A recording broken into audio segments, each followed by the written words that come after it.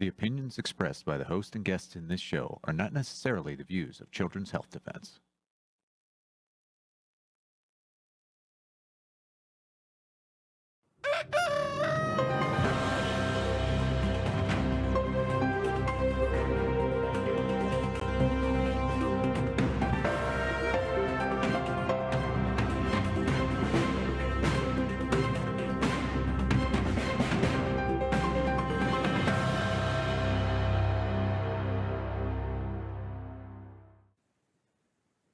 Well, good morning, CHD.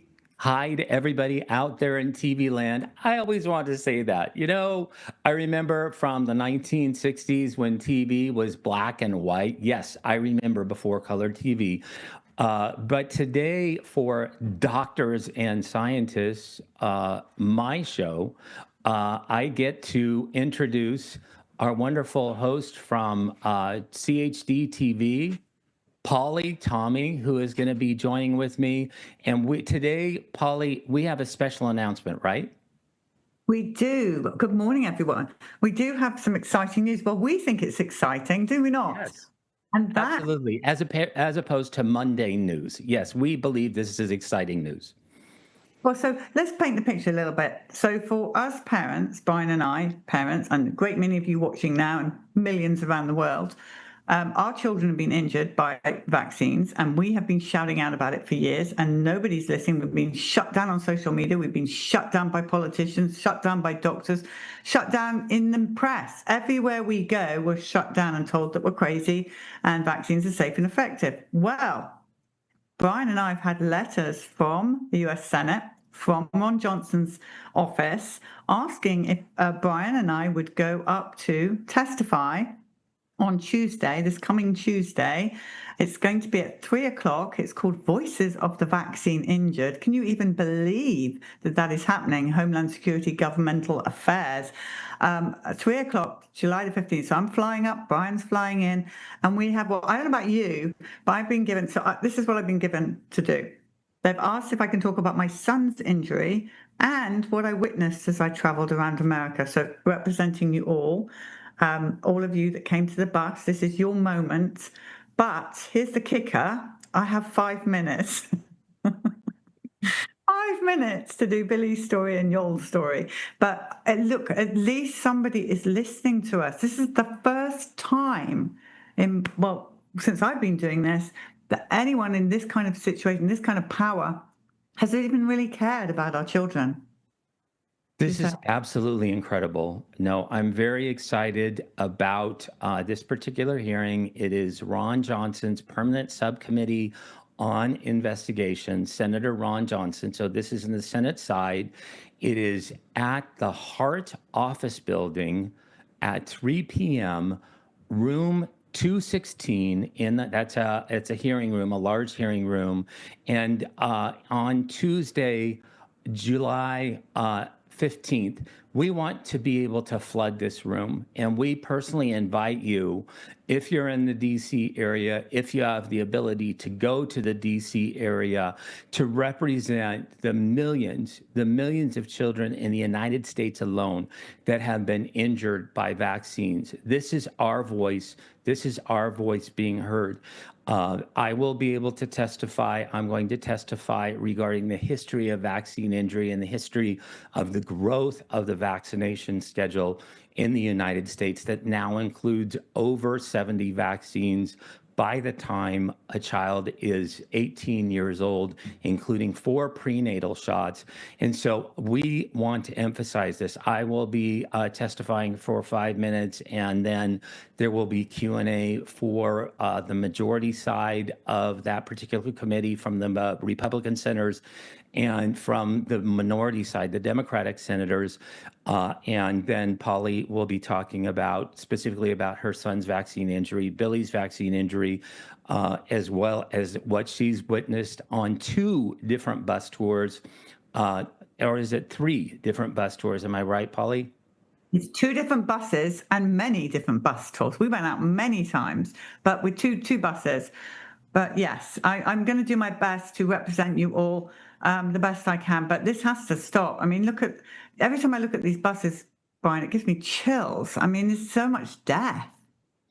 Absolutely. There's so much death. And the other two witnesses that are going to be talking about their children's vaccine injuries, Emily Tarcell, who was featured on InVax 2, her daughter died Christine died from the HPV shot.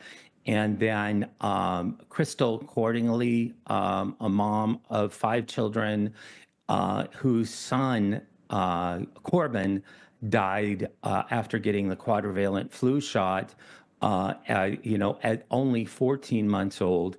They will be testifying as well. And so, this is what, Polly, this is what you have seen so much, and what I've just witnessed the few times that I was able to join the tour, regarding so much injury, so much death, so much damage that has been done, so much damage that the government, quite frankly, needs to clean up. And this is such an opportunity. We are so thankful for it. We are so thankful for it. And I just want to again say to you, the people, every single one of you that came to the bus, all the buses over the years, every single one of you that's been on, even just supporting us through CHD, with CHD TV and everything, it was because of you that we are in this situation, that we can go and do this. So I really want to put credit back over to you, the people who told your stories so bravely, and the heartbreak. I mean, just so much pain in America right now. It's time that this is addressed. So I'm grateful. But Brian, I have a question for you. Yes. We're already getting a little bit of feedback coming in, just a little bit, that, what about the people who died from, measles, and the people who died from DTaP, and, would crazy anti-vaxxers, and, people die from disease. I just want to say one thing before you speak, and that is this. Ever since the first day that we went out on that first bus, we have said loud and clear, if your child died of measles, mumps, rubella, if your child died of diphtheria, if your child died of anything, HPV, I don't know what, if your child died of any of these so-called ghastly childhood illnesses, then we want to hear your story, because your story is as important as those of us who have injured or dead children from vaccines. And not one story over the years, since 2016, not one story has come forward, even though we've been inviting and showed the importance of it. And then my next question to you is, if we do get attacked, Brian, about this, about how many vaccines have saved so many lives and whatever, they're going to spill at us, and polio is going to come back and all of that kind of thing. Here's what I think about that. If your child did die of measles, genuinely died of measles, and we do know those 2 girls didn't, so it genuinely, then that's tragic. But it is not more tragic than, say, for example, Carrie Bundy's son, who was killed by a vaccine, or Christina's daughter, Emily's daughter, Christina. A death is a tragedy, whether it's from a vaccine or from an illness. So why are we fighting about it? We need to be investigating it and getting to the bottom of it. You couldn't be, more correct. And there have been individuals in the United States, even recently, who have had family members who have died from quote unquote vaccine preventable diseases.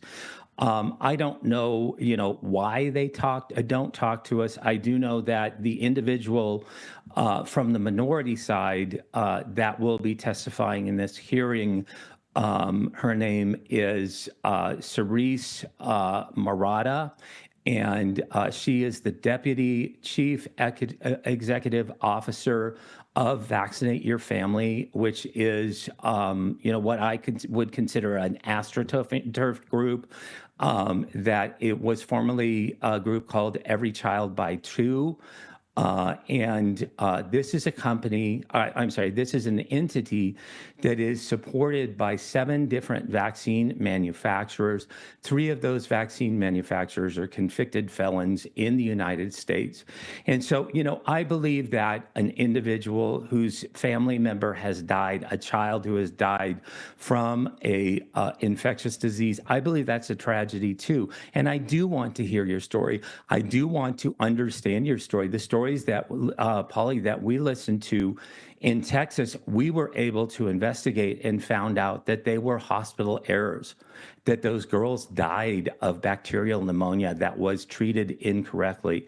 And really, it was a tragedy. It was a tragedy that could have been prevented and unfortunately was not prevented.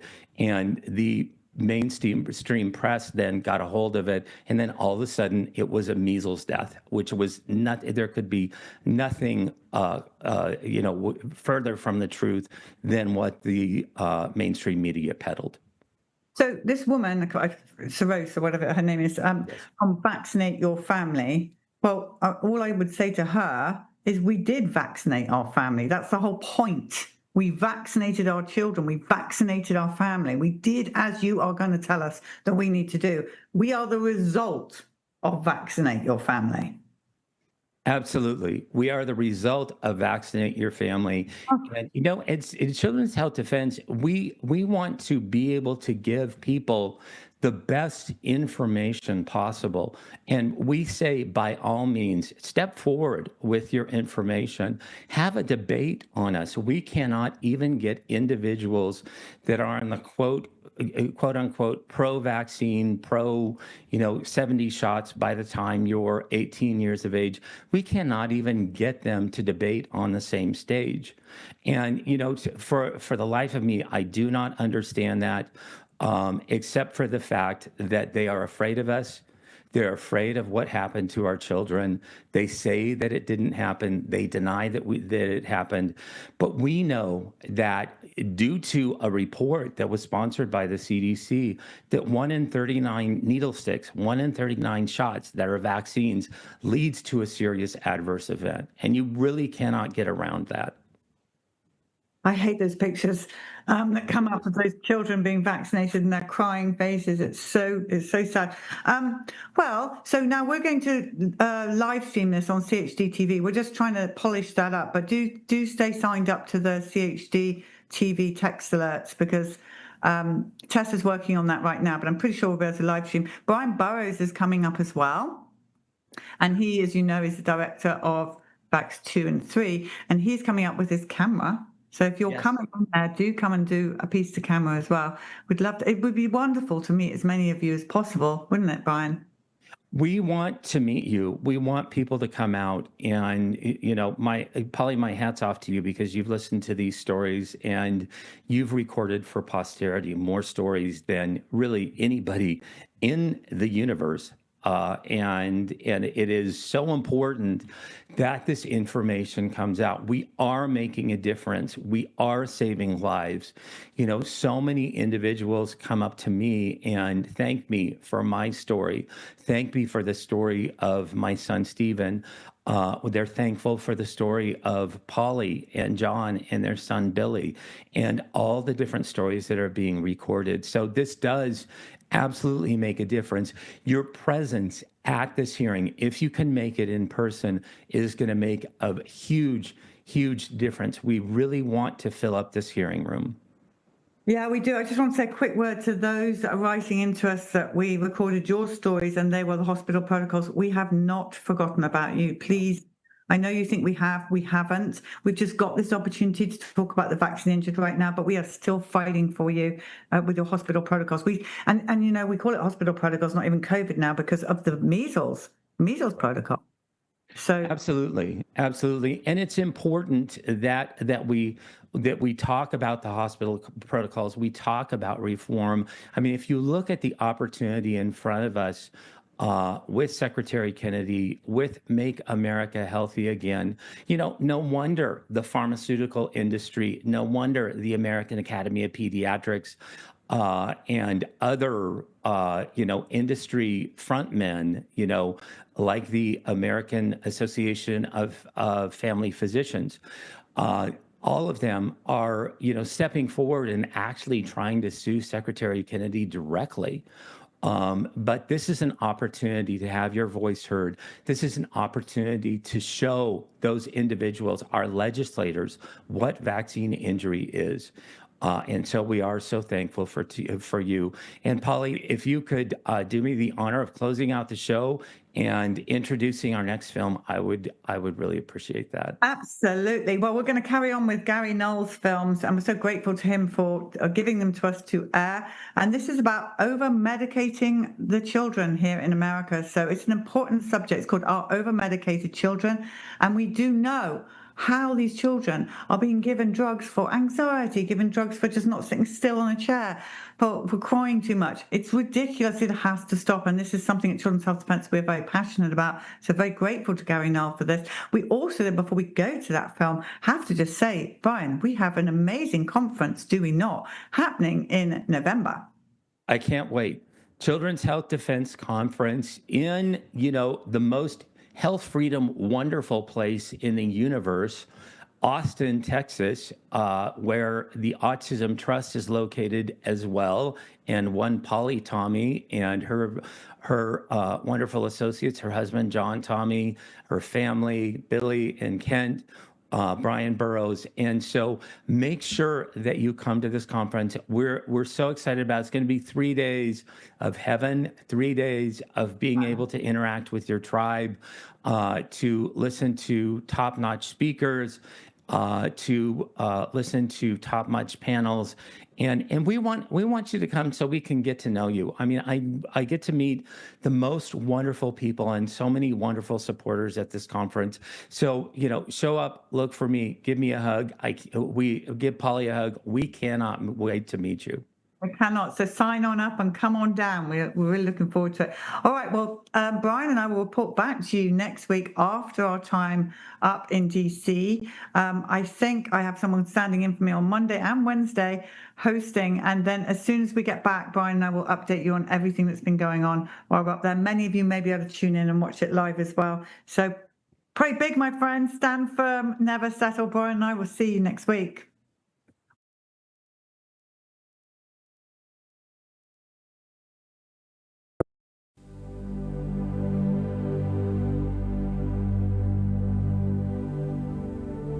On the morning of April 10th, 2001, I remember waking up in the morning, about 6, my normal time. Didn't really feel very good, didn't feel like I was up to going to school that morning, so I thought I might, sleep in until about third period, which started around 11. So I set my alarm clock for 11 o'clock, and next thing I remember is waking up in the juvenile detention center in Ephrata, Washington.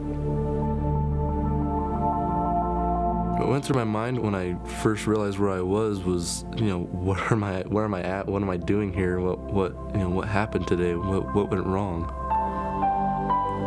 They asked me if I knew why I was there, and I had no idea. I asked them what had happened, and they told me that I had taken a gun to my third period class and held them hostage for a number of minutes. What bothers me about this whole thing is that now we know that Corey was hallucinating on Paxil just a month after he went on them.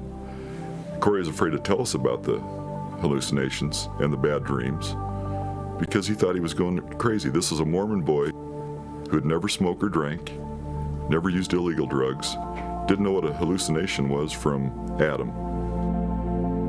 The first drug was Ritalin, and that was really, really bad because they told my mom that I had ADD, ADHD. So they started focusing on me and, forgot about everybody else, and they just looked at me and focused on me. And it makes you feel like you're really, really tired, you don't want to eat. Between 1995 and 2000, the number of prescriptions of psychotropic drugs of all kinds for kids more than doubled.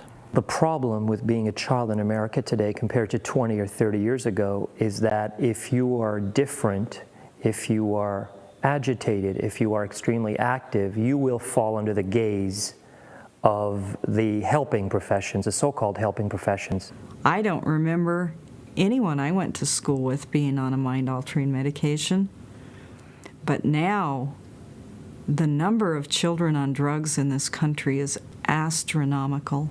Jefferson County 911. Yes, I'm a teacher calling back high school. There is a student here with a gun. Eric Harris was taking the antidepressant Luvox for a full year while he developed all his bizarre and violent fantasies. And the school is in a panic.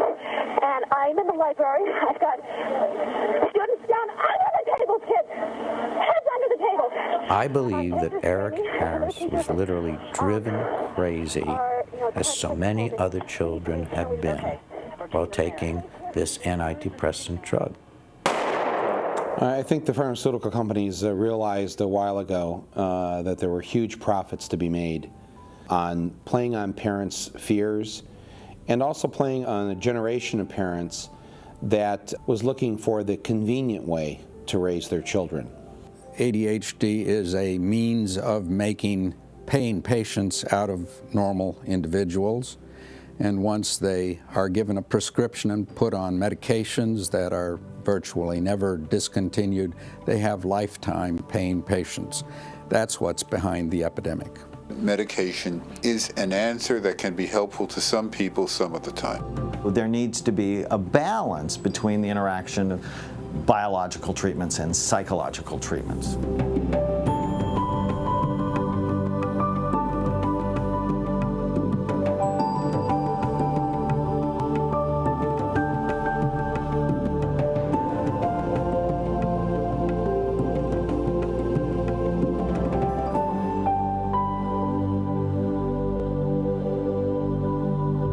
I didn't have Brian diagnosed with ADHD until he was in the 5th grade.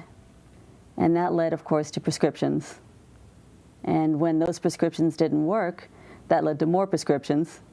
And the more prescriptions he got, the more frustrated that we all got. He couldn't get better. He couldn't help himself. He got angry, and the angrier he got, the more violent he got. Each morning in the United States, between 6 and 7 million children are given a prescription medication before they can go to school.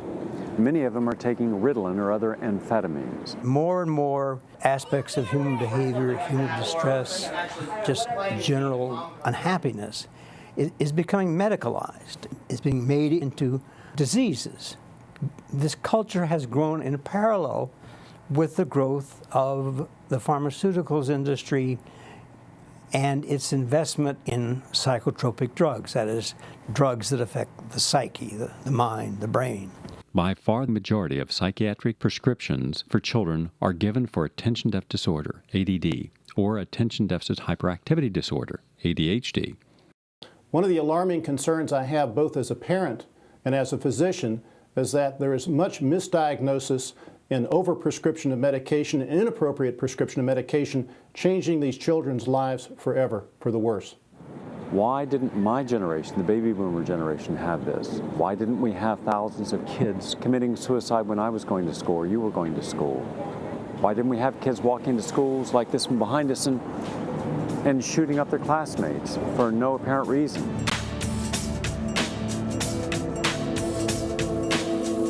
My son Michael pretty much had a very bad experience in public school, along with my family. He started kindergarten, and I got a lot of phone calls that he was not sitting in his chair. He was not on task, as the teacher said. As a classroom teacher, you're given a list of 9 categories. If a child demonstrates 6 of these manifestations in these categories, for example, can't sit in his seat, fidgets, jumping out of his chair, doesn't wait his turn, things that are commonly done with youngsters who are energetic. You find 6 out of those 9, and that child can be labeled as ADD, meaning attention deficit, a shortage of, he can't focus his attention. One of the problems with the diagnosis for ADHD is that it's very subjective. It's basically a list of behaviors. There's very clearly at least 100 different problems that can look like ADHD. I do believe it exists and it's a genetic disorder, but it's a diagnosis of exclusion. You rule out everything else first before you even consider it, and that's not what we see being done today. Parenting style is not a cause of ADD and ADHD. There are several causes. One of them we know of is hereditary. For example, if the parents have attention deficit disorder or ADHD or those kinds of symptoms, their children are more likely to experience those symptoms as well. There are also several prenatal causes for ADHD, as well as low birth weight, if the mother was smoking or drinking during her pregnancy, and things like that can also have an impact on causing ADHD. But it's very important for people to understand that parenting style is not a cause of ADD or ADHD. At the same time, parenting style can, with a child who has attentional problems and hyperactive problems, cause greater difficulties, and at the same time can also improve the situation a great deal. When my little boy was 6 years old, when he first started kindergarten, on his very first day of school, the school kept calling me up at work 10, 20 times saying, "Vincent won't sit still, or we have a problem with your son." And they called me in for a meeting with the principal, a social worker, psychologist, and the teacher, and they said, "You're either going to have to put your son on Ritalin, or we're going to put him in a school for special needs children." My name is Riley. Riley? I love cars and trucks and trains. Do you? I like race cars. The main symptom under hyperactivity, the one that is considered by the Psychiatric Association manual to have the most power, the symptom is, quote, often fidgets with hands or feet or squirms in seat. That's it. That is the most powerful symptom. Under impulsivity, the first criteria is often blurts out answers before questions have been completed. And under inattention, the first criteria is often fails to give close attention to details or makes careless mistakes in schoolwork or other activities. And if you look at how this diagnosis has been formulated, it's to refine disruptive classroom behavior with the purpose of being able to medicate, under these psychiatric guidelines. Michael, to hear the experts say that if you manifest any number of symptoms like easily distracted, blurting out an answer before you're asked, daydreaming and looking out the window, fidgeting at your desk, unable to sit still, that these are symptoms of this mental disorder called ADHD. What do you think about that? That was me. All those things were me. Seriously, if this had been the way things were run back when I was growing up, always asking questions, always seeming a bit agitated, always, my mind drifting off into some, creative place. I'll tell you, they would have had me so doped up, you guys never even would have heard of me. There never would have been a Roger and me or anything else. First grade, when the work got a little more difficult and they had a lot longer periods of sitting down behind a desk. At that point, I was going through a divorce, and he had some emotional issues with the divorce and the custody pursuit that was ongoing at that point. And I was called in several times by the school principal because of his behavior, because he was distracted, he wasn't focusing, he wasn't sitting down doing his work, wandering around. And at one point she told me she knew I was going through family counseling with him, but counseling was very slow, and that if I didn't opt for medication, that she would find a way to transfer him out to a special education center. Some parents are very resistant to giving their children medication. The most effective form of treatment for attention deficit disorder is a combination of psychotropic medication along with cognitive behavioral therapy. Research has consistently supported this. There's a saying in medicine that if all you have is a hammer, everything is a nail. So if a child comes in and they're inattentive, they must have ADHD, which is simply not true. We see kids who are reacting to the divorce of parents. They become oppositional or depressed or irritable because they're reacting to a chaotic home life. A child is liable to be diagnosed to ADHD if he or she steps out of line, speaks out of turn. In short, just about any sort of disorderly conduct would beget on the part of a teacher a suspicion of ADHD, or might even lead to that teacher making such a diagnosis. Just describing a behavior is not getting necessarily to the underlying cause of what the problem is. I see children that are brought in here by their parents. I'll give you an example. I have an attorney. who brought her 5-year-old daughter in here to be seen by me, who was told that she had hyperactivity and attention deficit.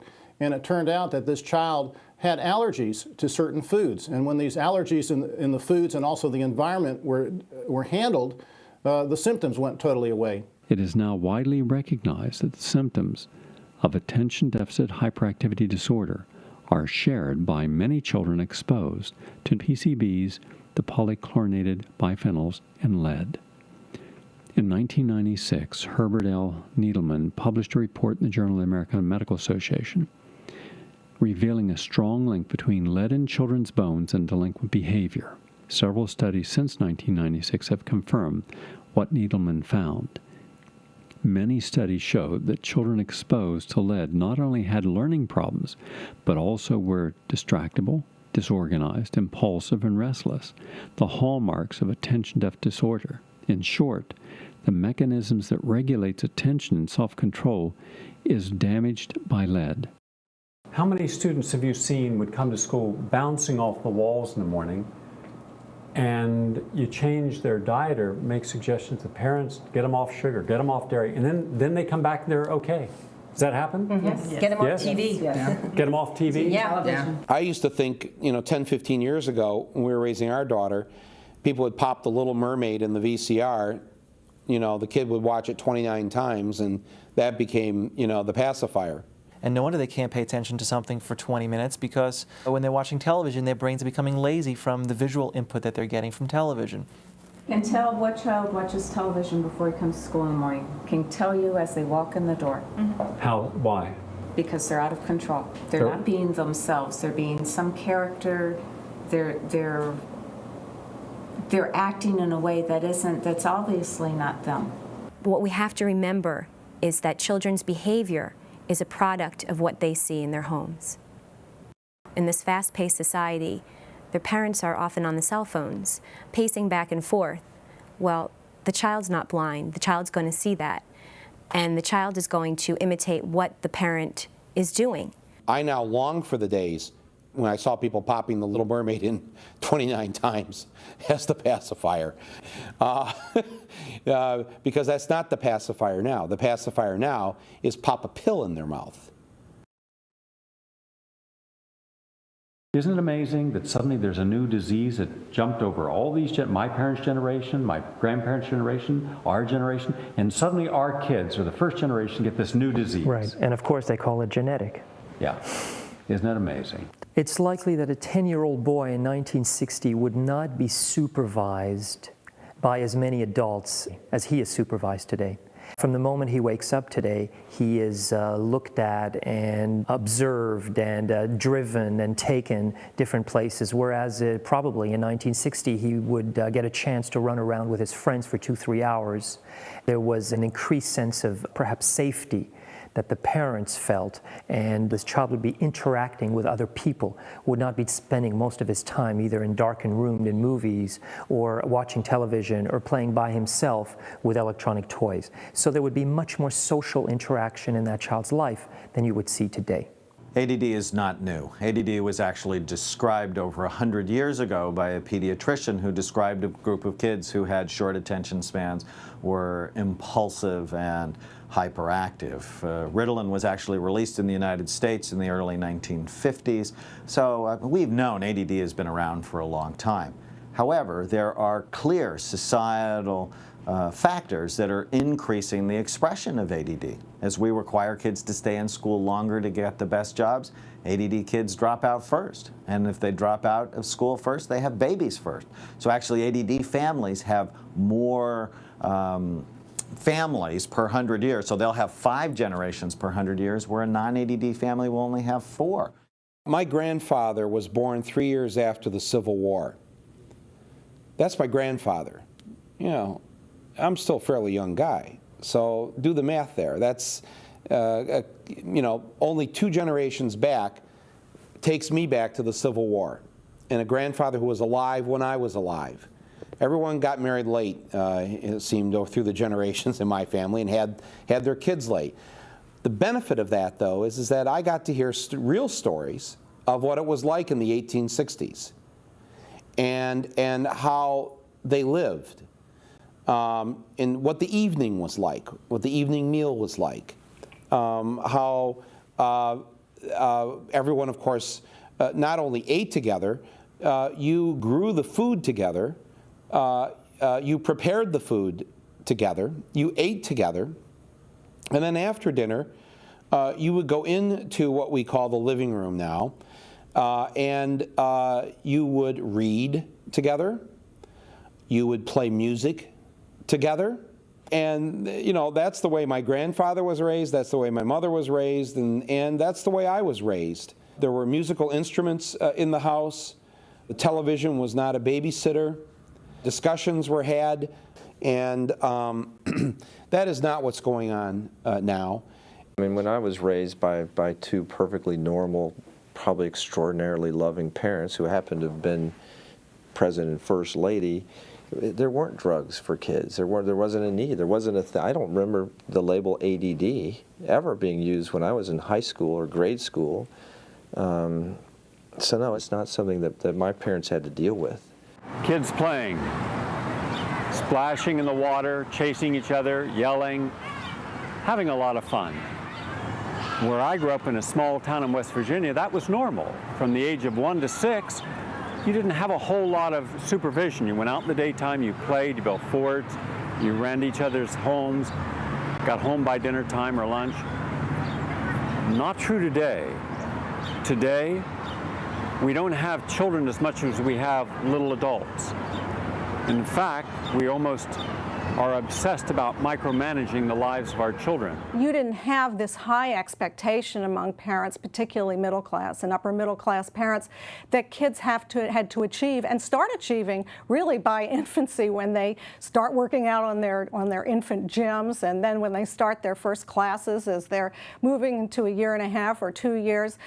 Parents want to build a resume for their kids starting at these very, very young ages. They are being pushed academically, they're pushed to achieve, and so what's happening is that the scale is becoming imbalanced.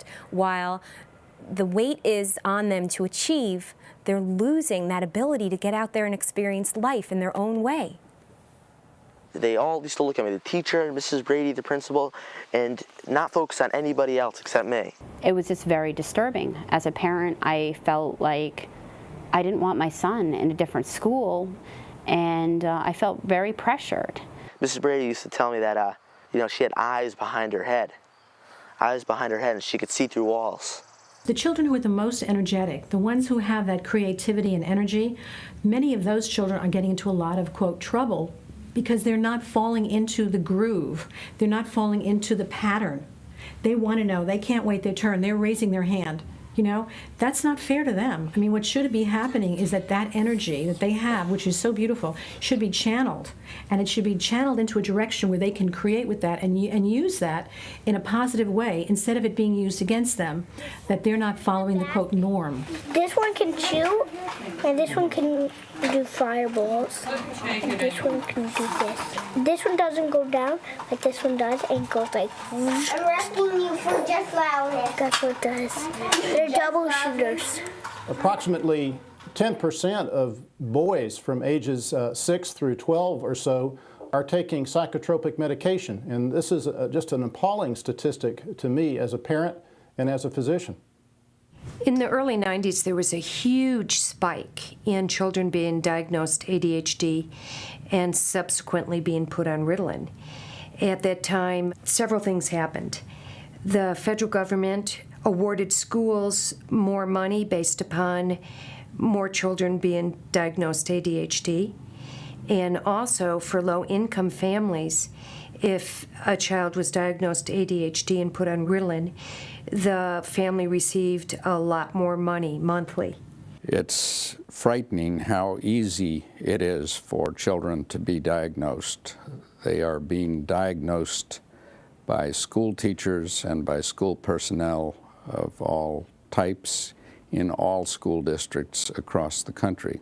I don't think teachers are the best diagnosticians. They certainly are good observers. They can see what happens in a classroom. They can make good comments about what they see in a child, and that can be put into the diagnostic hopper. But I certainly do not agree that they're the ones who make a decision about whether a child should receive or not receive medication. If the child has a problem and needs medication, sure, he should be getting it. But let's leave the school out of it if we can. Do you see this phenomena around the world where children are nearly considered a disease? You don't quite see it around the whole world. It is mostly occurring in North America, in Australia, Great Britain, but beginning to occur on a mass scale around the world because of the efforts of America, which is exporting its way of looking at children. There are many children in my practices, as well as other neurologists' practice, who are treating children with very severe neurological problems, like in the ADHD spectrum, where medications are extremely valuable, and the child would not be able to function without the use of a medication. That's not where I have a problem with medicating children.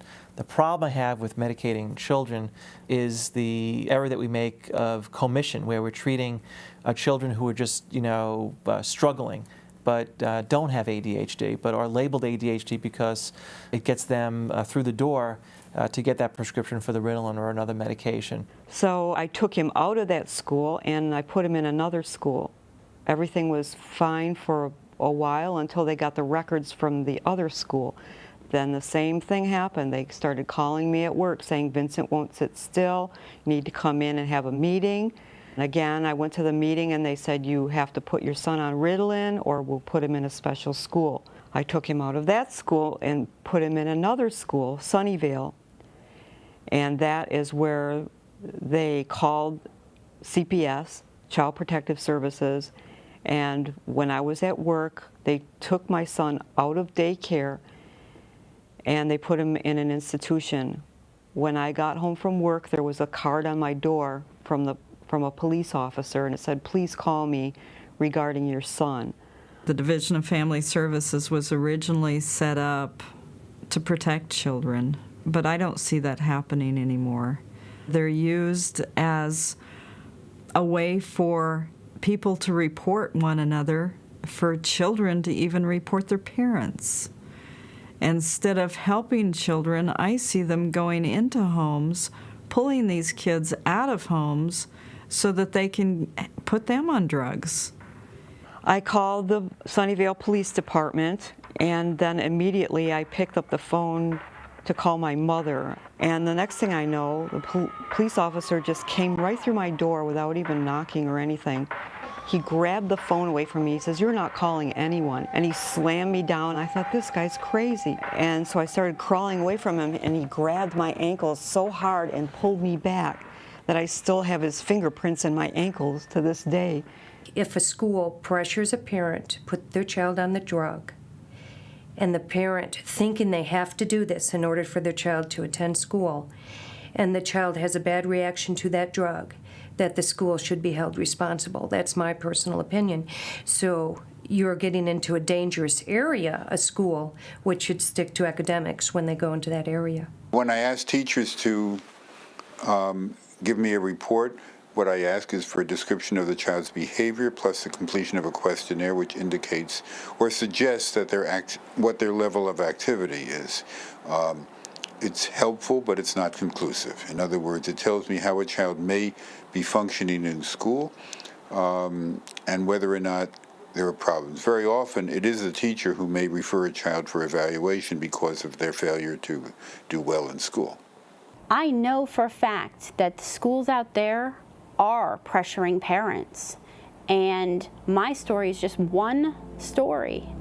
This whole country is just in a major crisis.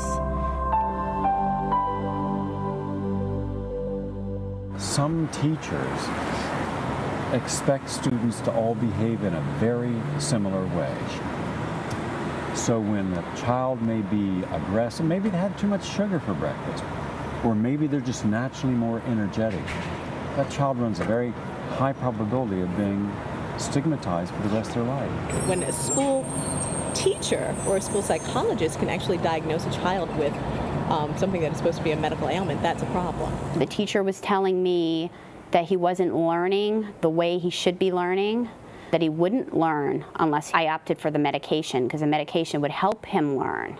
I unfortunately at that point kind of bowed down to the school and what they were saying, and the pressure they were putting on me, and I, went with the drugs. When you're a stressed, harassed parent, and any of us who have raised children have been stressed, harassed parents, and somebody comes along and says it's not your fault, you've done your best, and gives your child the drug, and all of a sudden your child's easier to manage, it's very easy to misinterpret that as a miracle.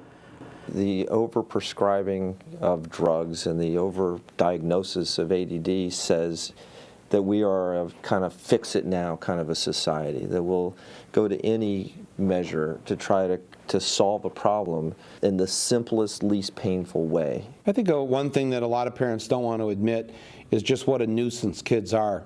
It gets in the way of the life that they want to live and lead. And now if you're from the working class and you're poor, both parents are having to work, and sometimes more than one job, each of these parents. And so it's very difficult to be able to do the job of raising the kids.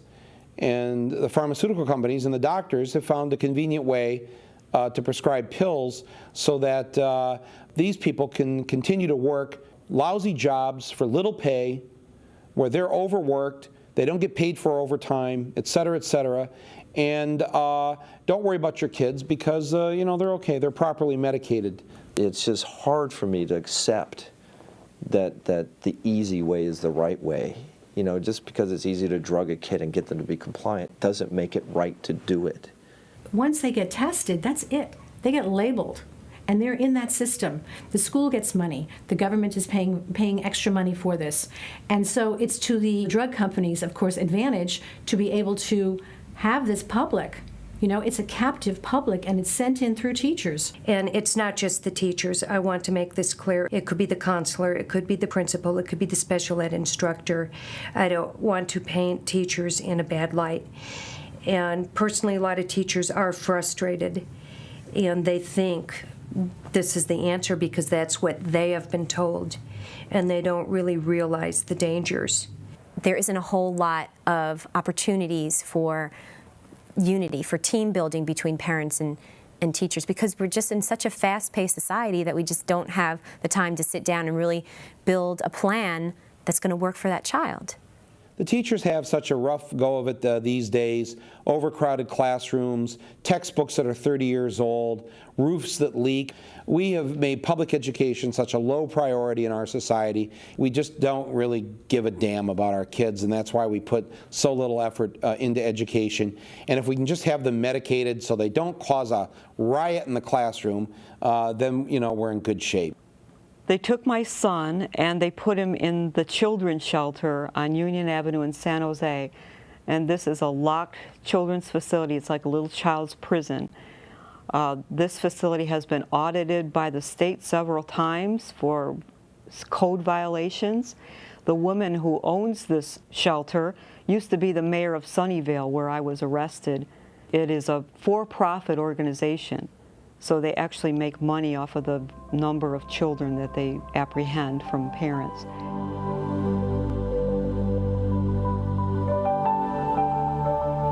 Third grade was just horrendous. He started having severe anxiety. He was not going out for recess. He was telling me, "Mom, I don't feel good. I just want to put my head on the desk and go to sleep." He goes, "It doesn't make me feel good. Don't make me take them. I feel like a freak. I feel like, why do I need this? It doesn't make me feel good." Makes me kind of feel kind of tired and very, very dizzy and dopey. It was just so disturbing. As a parent, it's heart-wrenching to hear that your son doesn't want to take something and you have to basically tell him that the school wants him to take it.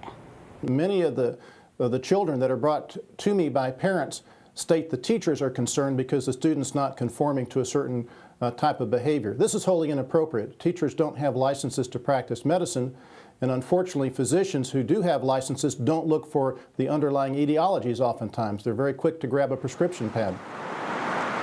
One would not go to a cab driver for a brain operation, and I am sure that the parents of the United States do not intend in sending their children to the public schools of the country to have teachers diagnosing brain or neurologic disorders. They put my son on Ritalin against my will, and I was just horrified every week when I went in to visit him. He would have bruises all over him. I could tell he was on drugs because one time his demeanor would be like all lethargic, and the next time he would be bouncing off the walls, or sometimes he'd be talking to me and he'd just make little movements like that, and I go, what are you doing that for? But anyway, I noticed, his mental and physical health was deteriorating. That is really sad, that they're taking these small children out of homes and addicting them to these very powerful mind-altering drugs. Some cases where a kid is being abused, really abused, either physically or sexually, there is certainly a role for somebody to step in and say, hey, that's not right.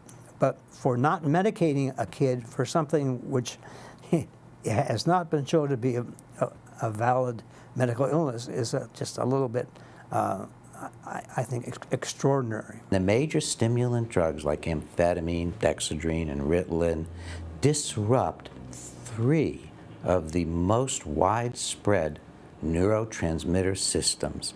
They actually send them into overdrive. The brain doesn't like this, so the brain fights back, and it tries to slow itself down in the face of the overdrive. So that every child on these drugs is having these 3 neurotransmitter systems disrupted, and at the same time is having his or her brain fight back. And it's very unstable, and it's very unpredictable, and as a result, you never quite know how a child is going to react to these drugs, other than over time, the brain's going to compensate very heavily for the drugs. As a parent, I would never have opted to drug my child. The pediatrician not even recognizing that the anxiety is coming from the drug is increasing his dosage, and he was having even more anxiety. He started chewing on everything, chewing on his shirt sleeves, chewing on his pencils, chewing paper, just gnawing everything. And I would go into the school and say, listen, he's not going out for recess, he's chewing, this isn't normal. And the school psychologist would say to me, well, maybe he has a different disorder. The children are a captive population in the public schools of the country, and the diagnosing being done by public school personnel, most importantly by teachers, is not at all what the parents have in mind in sending their children to the public schools. Well, the final straw was one time I came in to visit him, and the whole side of his face was bruised and swollen. And so I said, that's it. I filed for an emergency protective order in federal court, and I took a picture of it as an exhibit, but the judge denied it without even a hearing. So I thought at that point, that's it. I'm getting my son out of there. My son kept begging me, Mommy, please, get me out of here. Why do I have to stay here? He did not understand why he had to be there. So one day I went to visit him, and he was eating breakfast. I just picked him up, and I held him, and I said to the counselor, I just want to show him something outside, and I'll be right back. And I just took him outside. I ran down the stairs, put him in the car, and we just drove off, and I drove to Canada.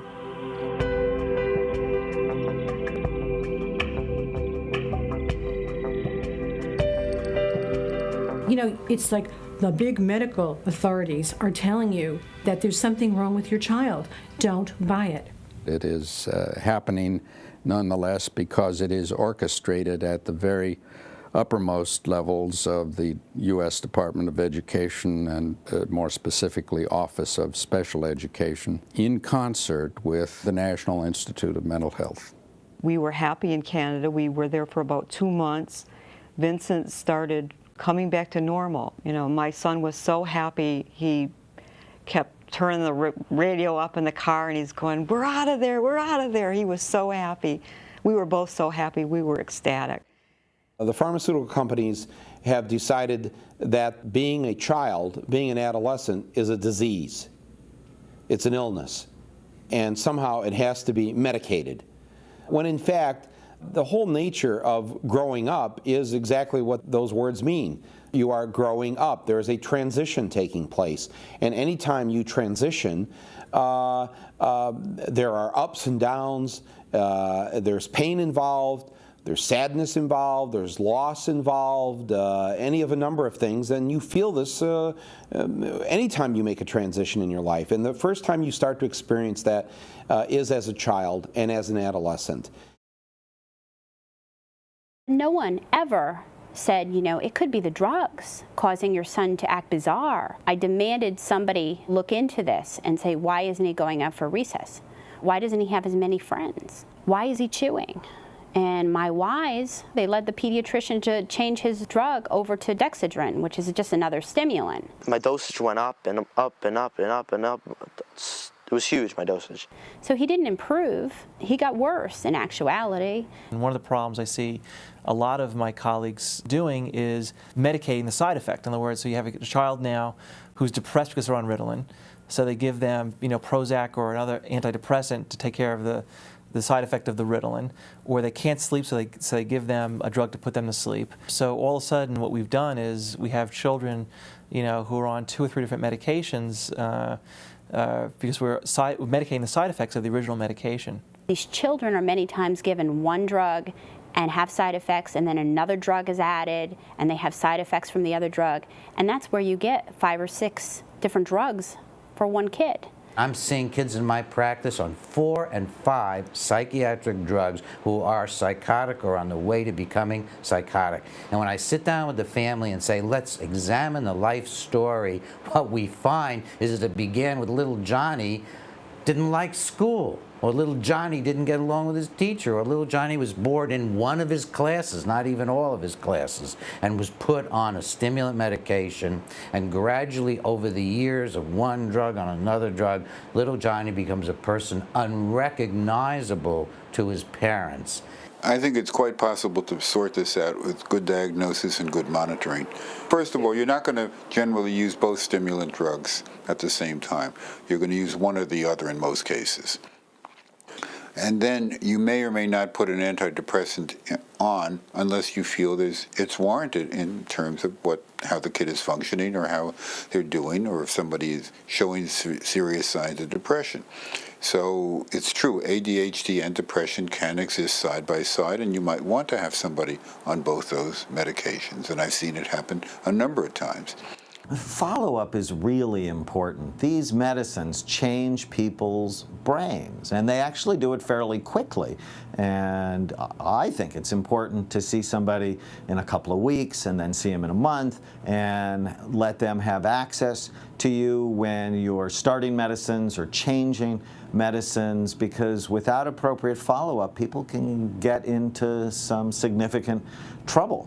Every drug is a foreign chemical. Every drug is a potential poison. I have been consulted in no less than 10 cases of cardiac deaths due to psychotropic medications. The psychostimulants, methylphenidate, and the amphetamines are known to cause high blood pressure, known to cause cardiac arrhythmias, including cardiac arrest and cardiac death.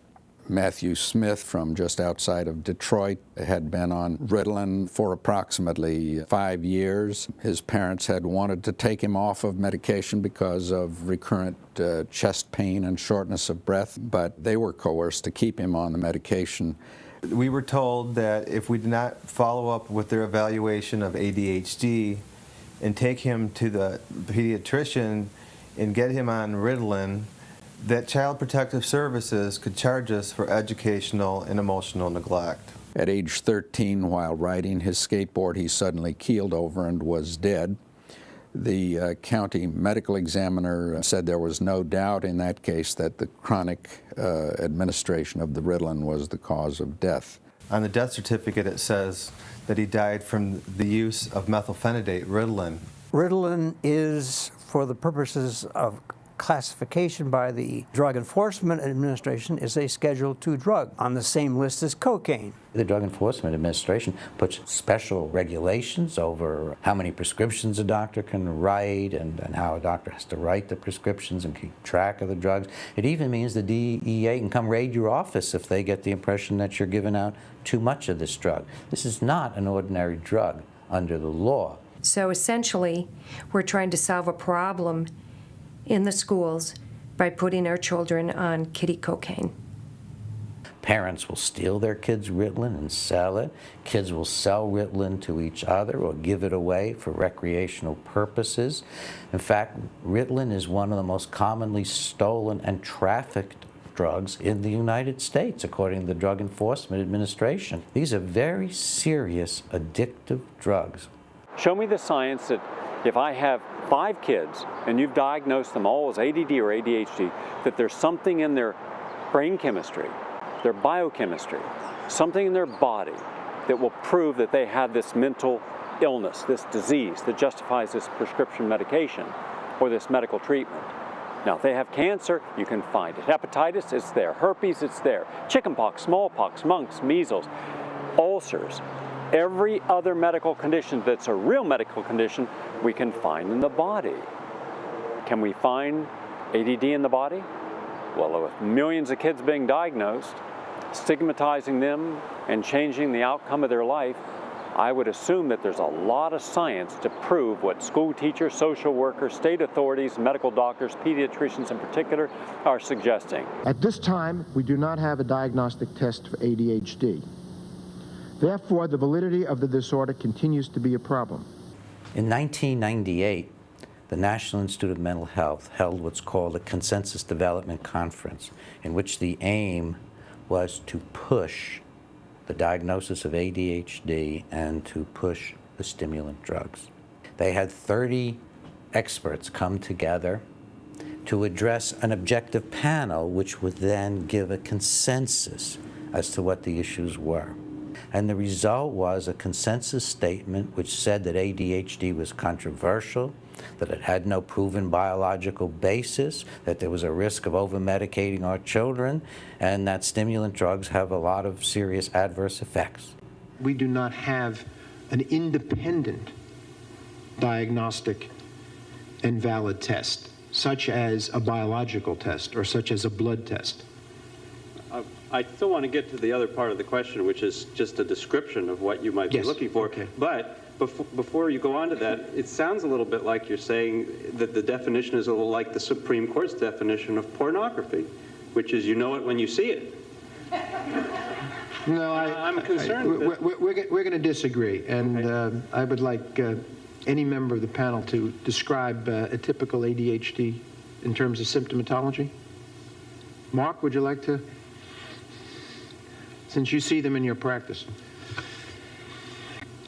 I think the panel has been frank, and the difficulties here are immense in terms of they were caught in a lie at the consensus conference. It is hard. It's very hard to know how to answer this question. These kids, in my experience, when you see these kids, they are, several standard deviations different in terms of they cannot sit still, they cannot attend, they cannot, even when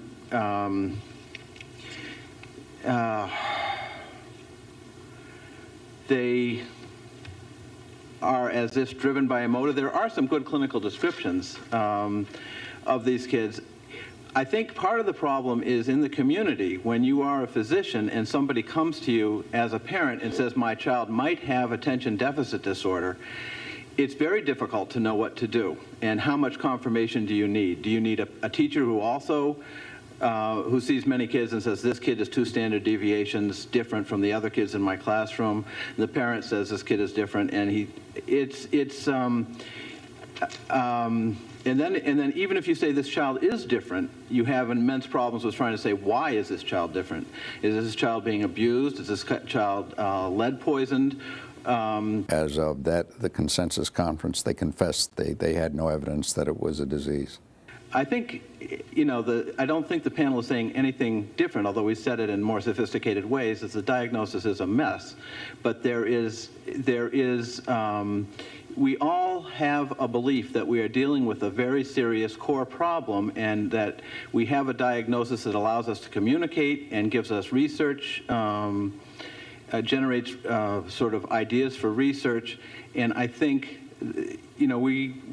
I think part of the problem is the profession keeps changing the diagnosis. We have DSM-4, the latest thing, but we have no guarantee that DSM-5 won't give us yet another diagnosis. We forced them under heavy questioning to admit that all the children who were showing up with brain abnormalities in fact had long drug histories, not just even stimulants, but a variety of different kinds of drugs. And we know from animal experiments that many psychiatric drugs, including the stimulants, can cause permanent changes in the brain. The belief system that psychiatry has these days is no longer has anything to do with scientific evidence.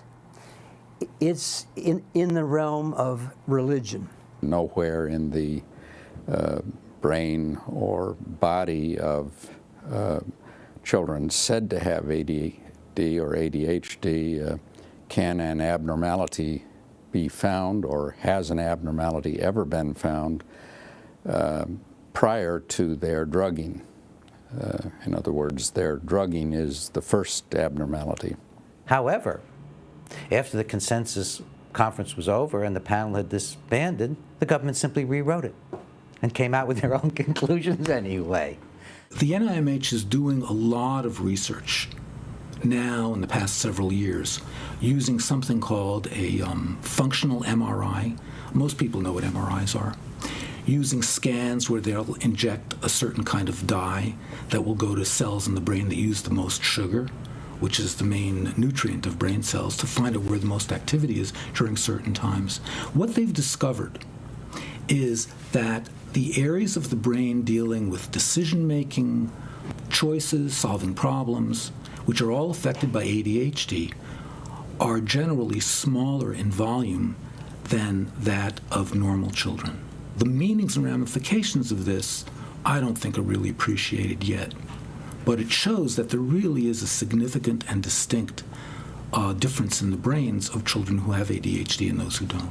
Without looking at the brain, it's guessing. And we feel very strongly, we actually have published research to the effect that scans can help you with diagnosis and can help predict treatment response. We do a study in our clinics called brain SPECT imaging, S-P-E-C-T. SPECT looks at blood flow and activity patterns in the brain. It looks at how your brain works. And what we see in a healthy brain is full, even, symmetrical activity. And what we see in the ADD brain is that when people with ADD try to concentrate, they get decreased or diminished or lower activity in the front part of their brain. And then we target treatment to the specific brain you have. So rather than one treatment fits everybody, we're going to target treatment to your brain. And we've done 25,000 scans over the last 14 years. It's not like I'm basing this on 50 people we've seen. People are different and they need different treatments, even if they come in presenting with the same problem.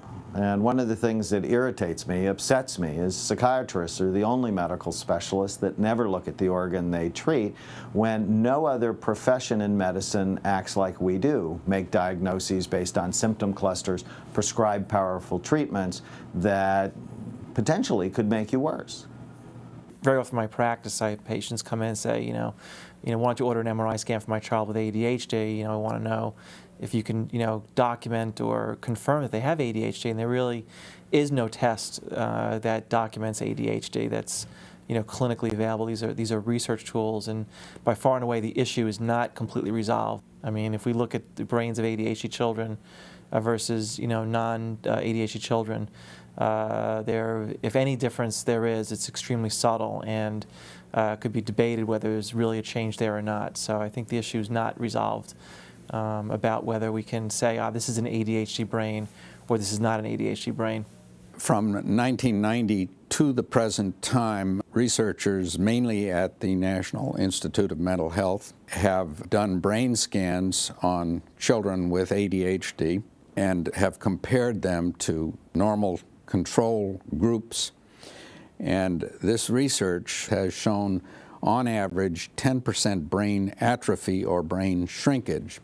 In all instances, the researchers have concluded and have stated in their conclusions and in abstracts and in press releases that ADHD was the cause of the brain atrophy, making ADHD an actual brain disease. What they neglected to tell the public was that virtually all of the ADHD subject groups had been on long-term stimulant therapy, and that the stimulants themselves, the Ritalin and amphetamines, were the likely cause of the brain atrophy. And so at no time has the scientific literature proven that ADHD is an actual disease, and at no time have they disproven that the drugs used to treat ADHD are themselves the cause of the brain atrophy. I had no idea that they would pursue me in Canada. We were pulled over by the RCMP. They checked my license, and he said, "Are you aware that the FBI has 2 warrants out for your arrest?" I said, "No, I didn't." But they actually had a $500,000 bounty out for me and my son. The U.S. authorities took my son back to California, and they were going to try to charge me with 2 felonies, 10 years each. I spoke with a Canadian immigration officer who offered me political asylum. I stayed in Canada for 3 years, but I thought, no, I'm going to go right back down there where my son is, back in the belly of the beast, and fight it. That was my only way I was going to get my son returned. So I came back to Santa Clara County, and I spent 4 months in jail. Many people all over the world wrote to the DA and the judge saying, "Why are you doing this to this woman and her child?" And that support helped me to be released from jail. The school psychologist kept telling me that she believed Michael had another condition, and it wasn't ADHD, and that's maybe because the drugs weren't working. They never said that, well, it could be the drugs causing it.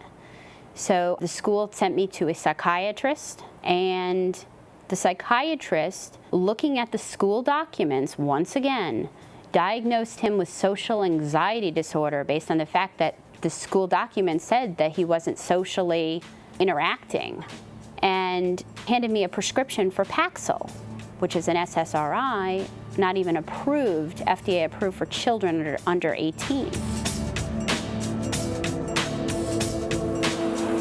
I'm concerned that we are not paying attention to what happens when children take Ritalin. Will it lead them to take more powerful medications like Paxil, Prozac? And if so, what happens when people take combination of medications? That is happening. In 3rd grade, I was put on Paxil. And Paxil, that made me hallucinate and hear things. And I had like a voice in my head telling me to kill people. When Paxil was prescribed to Corey, we were unaware of the severe side effects. We had only been told about the side effects of nausea, vomiting, and headaches. When I first started taking medication, I felt pretty much the same.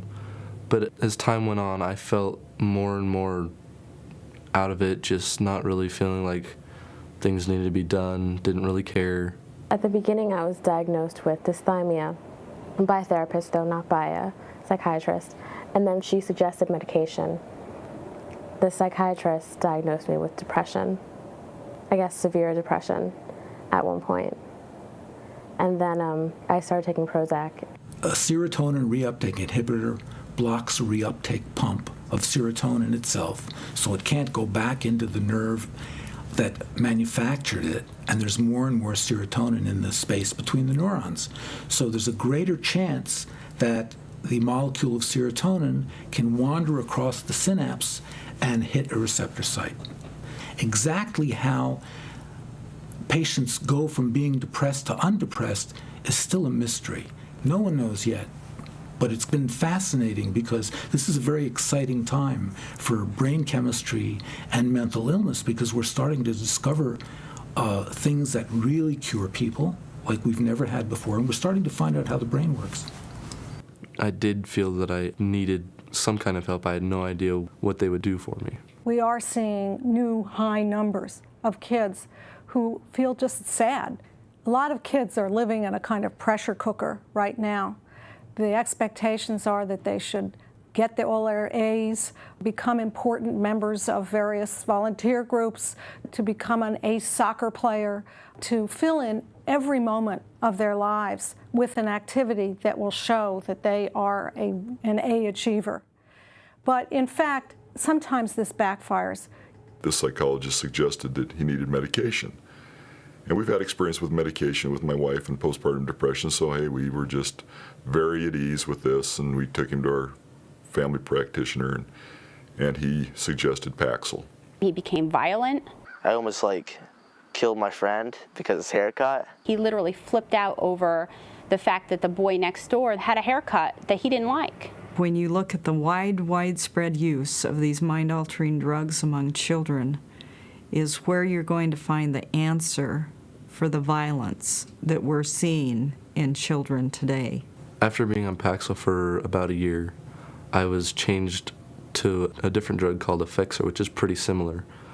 But the feelings I had were just, I was hardly ever there mentally. My mind was going everywhere, couldn't stay focused, couldn't think. I basically felt like I was just in the clouds all the time. According to my therapist, the Prozac was supposed to sort of give me a boost, get me out of the low place I was at. At first I was resistant to it, but she said that just because you're on it, it doesn't have to be forever. That a lot of people take it and they develop better habits, and they're able to move on with life and eventually wean themselves off of it and not be depressed anymore. That's what it was supposed to do. He had no control. He came to me in the bathroom and he said to me, "Mom," he goes, "make it stop. I can't control myself. I don't know what I'm doing. Make it stop."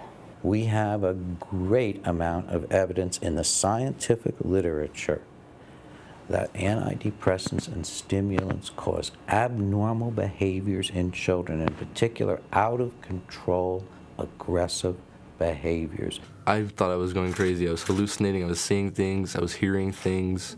While I was on the medication, I felt like that was what was supposed to be going on. I had no idea what would happen to me, what other people would think, because that's what I thought was the normal thing.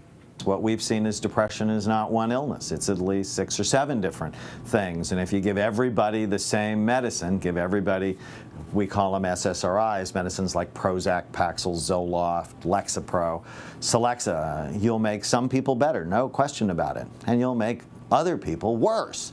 So one treatment doesn't fit everybody. Understandably, what works for one patient might not be what works for another patient. You don't want to be too formulaic and in a cookie cutter kind of way give the same thing to every person reflexively. It made me lose weight. I liked that. I had more energy. I liked that. I didn't feel as tired all the time. I didn't sleep as much. I went out more. I felt superficially better, I guess, in a sense, but not really, because it didn't really make my life better on a deep level, on an emotional level, just sort of superficially. He told us that he'd seen dark figures and heard voices while he was sitting in class at school.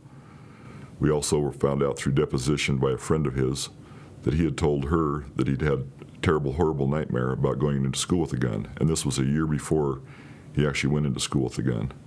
There's a direct link and association between psychotropic drugs and violent behavior. As the Archives of General Psychiatry said in 1973, stimulants can cause impulsive murderous violence, such as we're seeing today with children going into schools and shooting their classmates in prayer groups. I remember getting the call that Corey had come to school with a gun, and I raced to school. And we spent some time with Corey in the principal's office. Corey was just a pile of sweat. I mean, he was sweating. He looked confused. He didn't know. He just had this look on his face of horror and scared and fear. In Dallas, we had 2 children on Paxil this summer, a boy 10 and a girl who just turned 15, who stabbed their 6-year-old brother to death and buried him out back. Both kids on one of these drugs.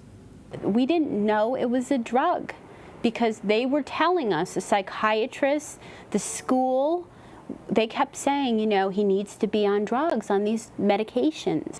And at one point I had the school psychologist saying he needs to be on medication to be in class. A majority of these children that have gone on shooting sprees, Conyer, Georgia, Paducah, Kentucky, Columbine, and Colorado, these children were on psychotropic drugs. My name is Mark Taylor and I was shot at Columbine High School in Littleton, Colorado. I believe that they did this because of the adverse reactions to the drug Luvox. I am a medical expert in 2 cases surrounding the shootings in Columbine, so I have probably as much knowledge of what actually went on as any doctor does.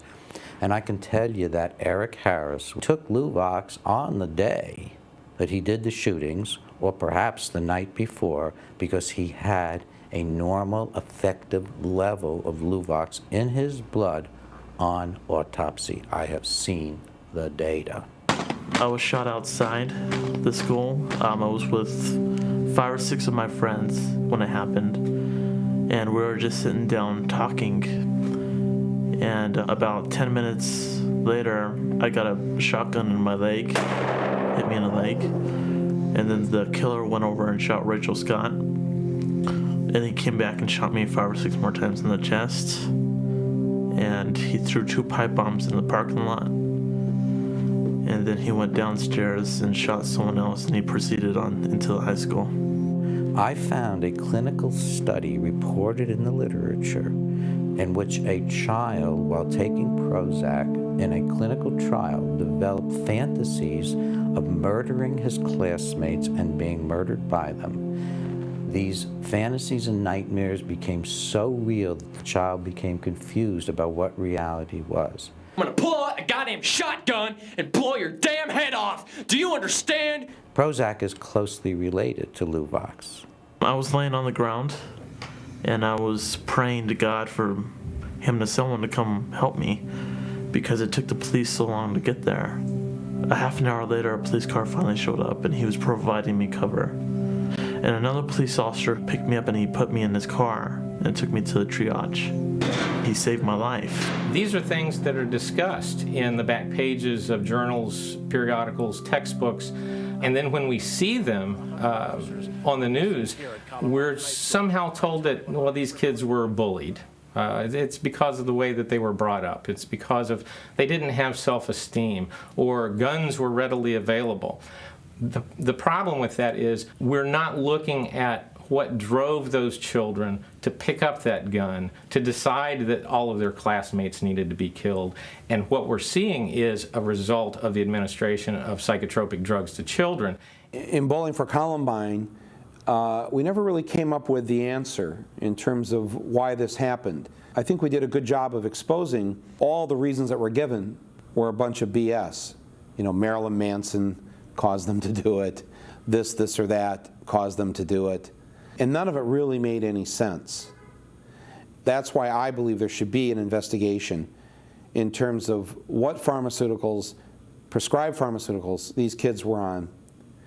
And perhaps parents, it would have a shocking, it would be shocking, I think, to the millions of parents who prescribe this for their kids if it was finally explained to them, if this is the case, that this perhaps occurred for no other reason other than because of these prescriptions. Imagine what that would do. Imagine how people would totally rethink things, grasping for every little straw they can to explain why something like Columbine happens, when in fact it may be nothing more than this. How else do you explain 2 otherwise decent kids, very smart, no history of violence to other kids in the school? Why them? Why did this happen?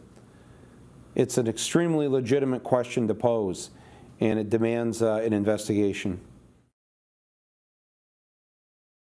Well, the moment I woke up was really in a cell of the juvenile detention center, and pretty much had a little tiny window to look out of, but I just laid on the bed, and people were walking by. I could see people, was terrified, didn't know what to say, didn't know who to call for. I've never had any amnesia symptoms before this happened. Eventually somebody, asked me if I was all right and asked me if I knew I was there, and they eventually told me. A few months after Corey was arrested and in detention, I happened to have a chance to talk to Clint, who's Corey's friend. And I asked Clint, I said, when Jamie asked Corey, "Are you going to hurt us?" what did Corey do? And Clint said he looked down at the gun like he was surprised it was there. And then he stopped and he was real quiet. We found out after Corey was arrested, and it was a couple of weeks later, Corey finally confided in one of the counselors that he'd been hallucinating. And he was seeing, the counselor called me at home and said, "Are you aware that Corey's been hallucinating?" And I said, "No, I'm not aware. And we just saw him Sunday." And she says, "Well, he says he's been seeing tigers and bears and things in his room and outside his room." So that had me concerned, because that was the first time I had been aware that these things can cause hallucinations. These kids can be in what they call a dream state. I was held at the Grant County Juvenile Detention Center for a total of 14 months. Coming from a really small town, being in the juvenile center was a pretty big experience for me. I really had no idea what went on. I felt pretty intimidated at first. This is the insert to the drug Luvox that Eric Harris was taking the day that he went on his rampage. A few of the side effects are listed here. Two of them are listed as frequent, are mania and psychosis. One of my cousins knew Eric Harris very well. She was in a class with him, and she said he used to bring her flowers and cookies every day, and he was a very nice kid. She had no idea that he would do this.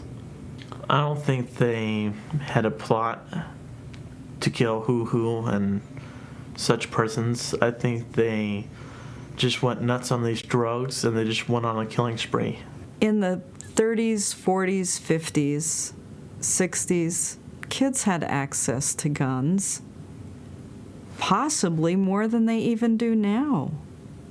And yet you did not see the school shootings. The difference I see then and now, with this being a whole new phenomenon, the school shootings, is the drugs. Yeah, I've had people say, "Don't you feel guilty because you had the gun available?" The gun wasn't the problem, it was the drugs. We've had guns around our house all the time. I was raised with guns in the house. I knew the gun was there. The gun wasn't locked up. This was a gun that Corey's grandpa had given him. Corey had used it to go hunting. I felt at ease with Corey having the gun there. If Corey hadn't been on the drugs, there wouldn't have been any problem. I do not believe that the sole or even the principal reason that kids kill other kids is because they have easy access to firearms these days. And I don't believe that because kids have had easy access to firearms forever. When I was a kid growing up in a small town in the Midwest, there were guns all over the house, and everybody I knew owned guns. I owned a gun from the time I was 12 years old, but none of us shot one another. In fact, the psychiatrist that we hired, he said, "Well, we don't know because of Corey's amnesia whether he was hallucinating that he was hunting. And we know that he was hallucinating later in detention on effexor. He was seeing lions and bears in his room. So we don't know because of the amnesia." No doubt that having guns available too freely allows for a larger violence, and no adult wants guns available to children. We should do everything to keep them out of their hands. And there's also no doubt that some of these shootings have been in part because the kids became psychotic or out of control on psychiatric medications. To have a whole nation that is totally dependent on the advertising industry and the drug industry to gauge our health is erroneous. We can't continue to go down this brainwashed route and expect to come out at the end healthy. Most practicing psychiatrists get their information about new drugs from pharmaceutical company representatives. The pharmaceutical companies spend $8 billion a year on sales representatives, and those sales representatives give out $8 billion in samples a year.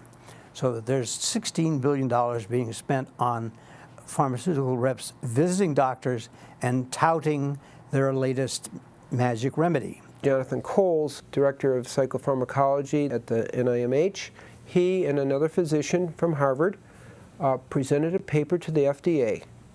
The paper said there's a 3 times higher rate of suicidability from Prozac. Unfortunately, they would not even let them show their slides, and that wouldn't really present the material. Now, this is a very high-ranking people. These are 2 people from Harvard. In fact, the original research on the Prozac actually included the use of minor tranquilizers to balance the stimulating effect. That was part of the original, many of the original studies. So we need to understand it acts as a stimulant, and as a stimulant, it creates what I call a hypomanic state. In some cases, you can even get a manic state. At one point, I just started feeling, I couldn't point my finger on it, but I just started feeling weird, just not right. I was having really paranoid thoughts. A week later, I just started to act weird. I started to be manic, and I went to work, and everything that everybody said was just like this deep thing. Like, I read into it whatever I wanted to read into it. I would look at people and I would think, wow, I've been really mean to you the whole time I've worked here, which, I mean, I hadn't, but this is what I'm thinking, and I start crying. Meanwhile, the conversation we're having is, how's your day? How's your day? Oh, how are you? Oh, I'm fine. Meanwhile, I'm looking at him like crying. And everyone knew I wasn't quite right. Under the guise of training, the drug companies pay for professorships. In some cases, they support whole laboratories in universities. They pay for the distribution of major journals, such as the Archives of General Psychiatry, which is sent to all the psychiatrists in the country free of charge because a drug company pays for it. I left work that day, got on the subway. I had to get off. I couldn't. I went to my friend's job, and I was like, you have to pay for a cab for me to get home because I can't be on the subway. I kept thinking that I smelled. I kept thinking that people were looking at me and talking about me. From there on in, it just got worse and worse. We're talking about a symbiotic relationship between psychiatry and the drug industry.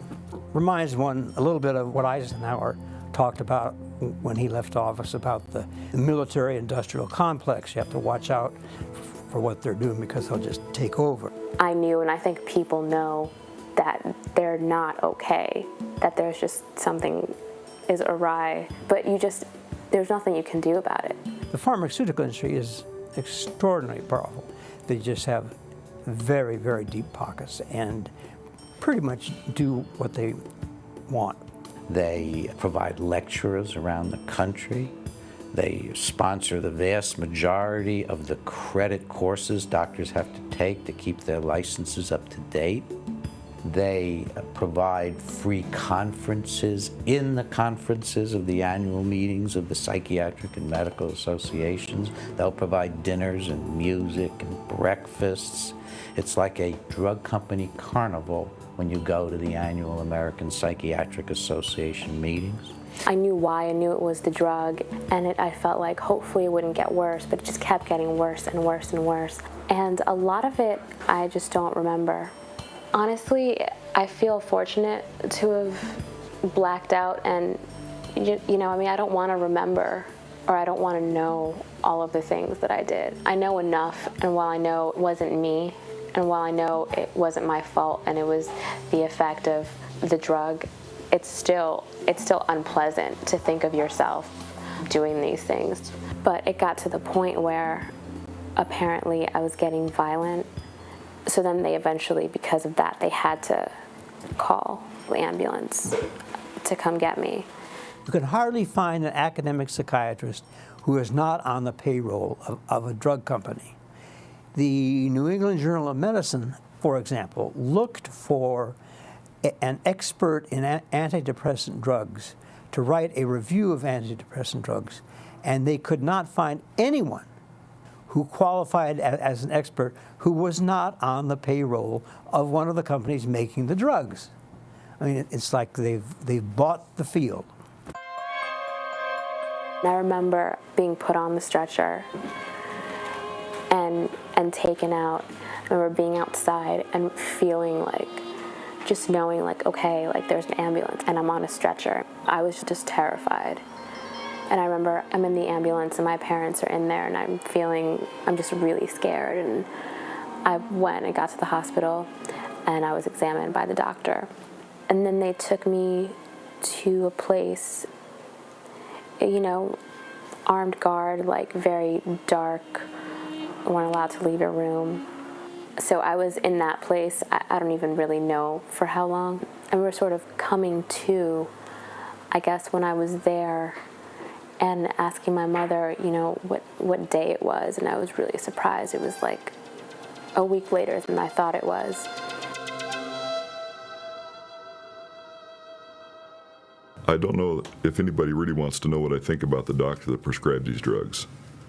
I mean, he put them on medication that can cause hallucinations, did not tell us about the side effects. All we heard about was the computer printout that they give you at the pharmacy that says nausea, headaches, and vomiting. It didn't tell us about the abnormal dreams, the hallucinations, the depersonalization, which Corey experienced when he was telling us that what he remembered was seeing himself with a backpack on and a gun in his hand.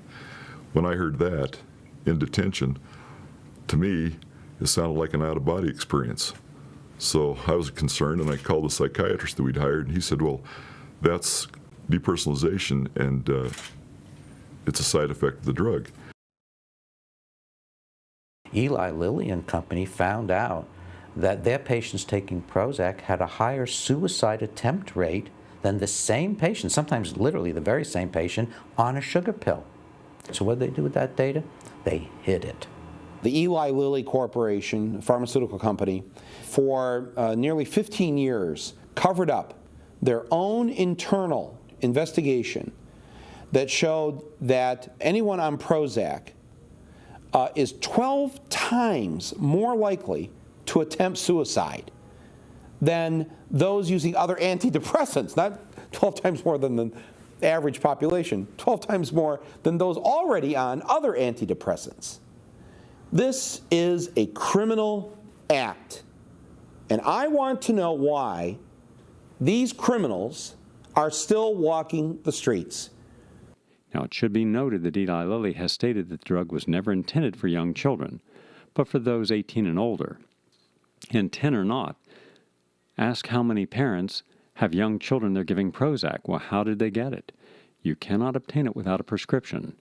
The doctor told us that he thought the drug Prozac would help Jacob, that it's a common prescribed drug used in teenagers now, that he thought it would help him with his moods and just make him feel happier. So he was put on Prozac that afternoon, 10 milligrams. The morning of my son's death, we had talked that morning. He did not want to go to school that day. And he just said that he would go the next day. They were getting out for Christmas holidays. I left for work, and a few hours later I began to call home because with him being at home by himself, I was concerned. So I did not get an answer, and I continued to call for a couple of hours. Then I left, and it took me 30 minutes to get home, and I found my son hanging in our attic. My husband and I attended a FDA hearing in Washington about the side effects that can happen with these drugs. And unfortunately, the first hearing, there was 65 parents there. Their children had died while on antidepressants. Some of them were on the drug a matter of days before they committed suicide. There is also evidence linking antidepressants and suicide in adults. After being on Prozac for 21 days, my wife shot and killed both of these two boys right here. She turned the gun to herself and shot herself twice. Now she's in jail for murder. Since I've been on Prozac, I've experienced the following adverse reactions. A drug-induced insanity that has caused several self-destructive outbursts. There was an extended period of anger, rage, and hostility, and it turned into terrible feelings that suicide was the only answer. This is hard for me because I tried to commit suicide in front of my 5 children. I didn't know what I was doing. I don't remember exactly what happened. All I know is that my husband took the gun away from me and my children was looking from the other room. What would have happened if these children had seen their mother commit suicide? My sister did commit suicide in front of Lindsay. Another woman spoke of hollow point bullets. That's what my sister used to do it. The side effects of some of these drugs can be increased suicidal ideation. There's a recent black box warning by the government that giving these drugs to children and adolescents could increase suicidality. The facts are that's true. There was an increase in suicidal ideation in the studies that they did, which were questionnaire studies amongst the children. But it was not an increase in suicide. It was an increase in suicidal thoughts. The recommendation was that anybody being treated for this should be monitored closely. Well, I couldn't agree with that more. I mean, as a psychiatrist, I feel any patient I place on an antidepressant has to see me at least once a week until I feel the drug has been safely monitored and established, and I may even continue that long afterwards. I don't see any rationale for just prescribing a drug and telling somebody to come back in 3 months and let them know how it's working. That's poor medicine. All I can say is these children are put on these drugs for reasons that are so unnecessary. These are psychotropic drugs that have deadly side effects to some children, especially children that do not need to be on them. If you're clinically depressed, these drugs can help your children. But if you're not depressed, these drugs can kill your children. And that is what has happened to so many of our children, is they were put on these drugs when they should have never been placed on them.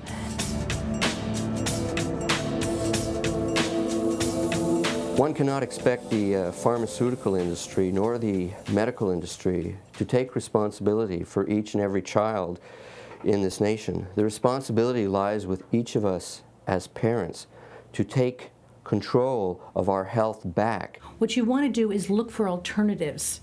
There are other things you can be doing. You can check on their diet. You can check on sleep. Have them checked for allergies. Go to your medical doctor and talk to them about other kinds of therapies that have not got to do with the actual medical route. It can be a natural kind of program. We noticed that Corey's anxiety, now we know, it was only happening early in the morning. He'd get up in the morning and he'd be anxious about going to school, and he'd just fret about it, and he just said, I can't go to school. And then later on in the morning, he would tell his mom, hey, Mom, take me to school. I feel better.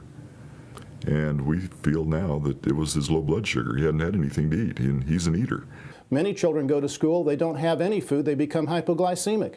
Or they may put a Pop-Tart in the toaster and go to school, and the next thing you know, they're hyperglycemic, then hypoglycemic, and have behavior problems because of that.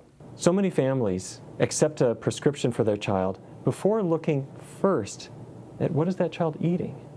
What is the child being served in school or at a fast food restaurant or the junk food store on the way home? If you're not looking there, you're not looking at the source of the problem. I think ADHD has a much clearer diagnostic criteria, other than diet, and certainly one would take a history about diet and food and what kids eat in terms of making a diagnosis.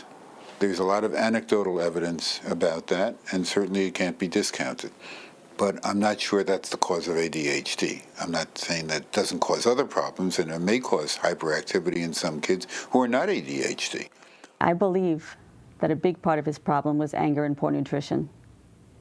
And when I say poor nutrition, I don't mean that he had to eat crackers and water. I mean that it was all processed food. It's the way I was raised. His friends were all have the driver's licenses. They were going down to the Texaco station, getting the Big Gulp or the candy bars, and I think that was more lunch than the school lunch was. Do you see a difference in their behavior based upon what they eat? Absolutely. Yes. What's the difference? I could line them up without looking in their lunchbox and tell you who has too much sugar in their lunchbox, who didn't eat breakfast. It's easy. It's easy. We are a junk food nation. They bring the junk food in for the kids to eat. The PTO moms will go out and buy the junk food, buy the pizza, buy the McDonald's hamburgers, and bring them into the kitchens at school and sell them to the kids. That's school lunch. They're drinking Coke, eating burgers, French fries, junk food. You have all that junk food. Nothing healthy. No fresh fruit. Nothing healthy. And that definitely can affect a child's behavior. I think there are two issues that are of particular concern to me. One is all of the junk that gets cooked into foods, colors, flavors, sugar, but then also the tremendous influx of cheese, dairy products, fatty foods. These things, the additives can affect children's attention and ability to concentrate, and the fatty foods can affect them hormonally so that they actually feel differently. They may have higher levels of hormones that can make them domineering and aggressive. It's a real serious problem. There's so many different allergies that they're suffering from because of our diets. We think a child is misbehaving or a little bit slow or a little antsy. We don't realize that it's something that child had for breakfast or for lunch that's influencing the way they feel and the way they behave. No one other than Dr. Tracy has mentioned that nutrition is a big part of it. Corey's MD that prescribed the drugs never mentioned. I mean, I think he's probably spent 10 minutes with Corey in his doctor's office, and no one, the psychologist, no one has mentioned the possibility of nutrition being the problem, or allergies or anything else. I didn't know that a physical examination was required before being prescribed Prozac. I mean, I don't think any of the doctors who prescribed it to me asked for a physical examination. Until I started doing my own research, nobody ever told me about the importance of diet. You know, you hear that. You think that, you know, oh, they're health nuts. You know, go eat a granola bar or something. But you don't understand the importance of what you put into your body until you see a young man like my son being poisoned. And that's what he is. He's poisoned. They are not looking at kids today as the next generation that they really need to care for and nurture. They're looked at as potential markets. Whatever doctor it is has people from these companies visiting them and, you know, giving them things to prescribe you their drug. My son Sam is 4. We noticed that his activity level was very high, and I called our early childhood development program in our school system and had him screened for developmental disabilities. The first suggestion that they had for us was that they wanted to bring in their expert pediatrician on ADHD to evaluate Sam. And then they mentioned medication. And these two teachers didn't realize the fact that we had been through the nightmare that we had with our older son and medications, and we're insisting on behavioral modifications. And I don't see any need for Ritalin at this point or any kind of medication if he's handled properly in the classroom. So now I'm free, I'm out of jail, but the problem remains. I still have no idea where my son is. I'm from Gary Null and Associates in New York City, and we're doing a story on Vincent Booth. And we wanted to see if we could interview someone. No. So I don't know what condition he's in. I'm worried about it, and I hope that the next hearing I have with Judge Leonard Edwards will result in a visitation with my son and eventual reunification. Most Americans will ask, how can this happen in America? I don't believe that this could happen in America. Well, it is happening. If there's one thing I've learned about this whole nightmare, it's that I never imagined how powerful the government can be. I had a perfectly normal life. I was a notary public. I had a perfect driver's license record for 35 years. Never got in trouble, never been in jail. And now I had everything taken from me, including my son. I have nothing. You need to get off our property. I just want to speak to someone about Vincent Booth. You need to get off our property right now. I'm like a pariah, according to the government. In the town of Mattawa where I lived, they have banned me from it. I mean, I can't even be within 25 miles of the town. And I mean, it's going to be that way for at least 5 years. I don't know what his future is going to be. I don't know whether he'll ever be weaned off of any of this medication. At one point, I caught him with aerosol cans. He was using them as inhalants. I don't know if he'll ever live by himself. I don't think he can. And I think that at this point, he's relying so much on medications that he doesn't think he can ever live without them. Since I took the drugs, since I had the manic episode, I feel like that experience just kind of affected me in a way that still affects my everyday life in some way. I went through a point where it was really hard for me to even be on the subway. It's not like that anymore. I mean, I just kind of go through my everyday life, but there's something beneath the surface and something that's changed. Even if the physical effects of the drug are gone, there are just things that stay with you. One thing we learned from this whole experience is that, we're a strong family.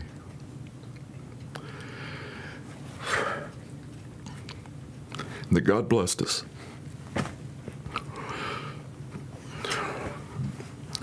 And blessed us with good friends and a good family. Because at Corey's sentencing, we had over 50 people from the community came to be with Corey, along with 15 of the staff members from the detention center, which had never been done before. And they all together, with their supervisors, wrote a letter to the prosecutor stating that they didn't think Corey should be in jail and he should be let out. I mean, the real issue is that you trust doctors and you trust these people who are counseling you and, giving you things that are supposed to make you better. And, it's one thing for them not to make you better. It's another thing for them to give you one of the worst experiences you've ever had in your life. But whose purpose does this serve? I think a number of actors are seeing their purposes served. Parents who are overwhelmed with the demands of work, with making a living and making it in society, the way they've been taught that one is supposed to make it, they find something in there. Teachers find something in there because of they can manage their classes a little more easily when a third of the children are drugged. Pharmaceutical companies find it in their interest because their profits are soaring. Advertisers find it in interest because they're advertising these drugs, and doctors are prescribing and so forth. So there's a search for power and control by a number of individuals. We are increasing the diagnostic net of conditions that are neuropsychiatric, whether it's social anxiety. What does that mean? A person's shy? No, they have social anxiety. Shyness is not a disease. And if a person is not adversely affected by being shy, why are we calling this social anxiety that needs Paxil? Stop the labeling. Stop the labeling and stop the drugging. And let's start talking about healthfulness. Let's start talking about how to live healthy, happy, prosperous lives. And that's far more therapeutic than putting drugs into kids and telling them they're disordered in some way. I think the best hope is for parents to really take the ball and try to find the best help for their children and to work hard with their children. And again, it's not the case that parents are bad parents. If they have a child who has inattention, difficulty concentrating, difficulty focusing, and hyperactive behaviors, the major solution is finding a way to parent that child and find a parenting style that matches their child's personality. I think parents care. They want the best for their children. It's just that we've become so short-sighted as to what's important that they don't even know what to care about exactly. Depression in children is not a biological phenomena. Depression in children is a spiritual, psychological, and social issue.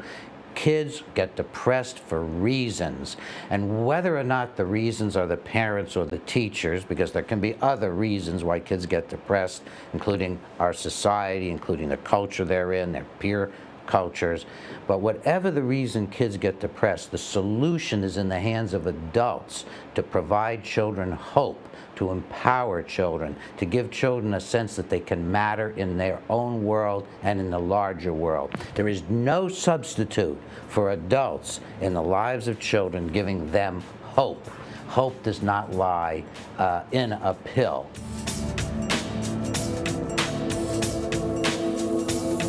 My mom decided to take me off the drugs because I was, flipping out, I was twitching, going crazy.